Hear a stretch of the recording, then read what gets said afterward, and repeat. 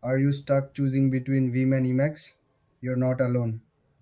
Today, we'll compare these two powerful text editors and help you decide which one is right for you. Both Vim and Emacs are popular tools among developers. They help you write and edit code efficiently. Each has its own style and unique features that attract different users. Let's start with Vim.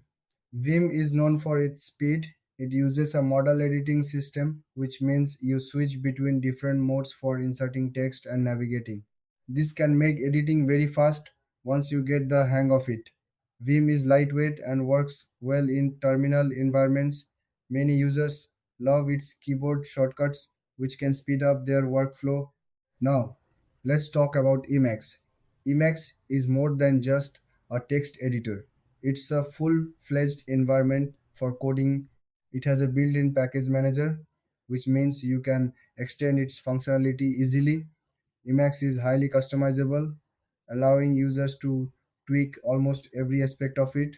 This flexibility can be a big draw for those who want to create a personalized coding experience. So, what are the key differences?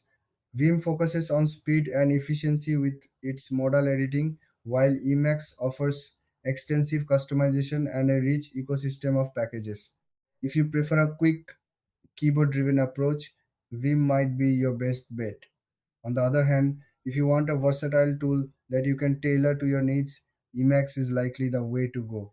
When it comes to pricing, both tools are free and open source. You can download and use them without spending a dime. In conclusion, if you like fast editing and simplicity, choose Vim. If you want a customizable environment with lots of features, go with Emacs. Thanks for watching. If you found this comparison helpful, please like and subscribe for more tech content.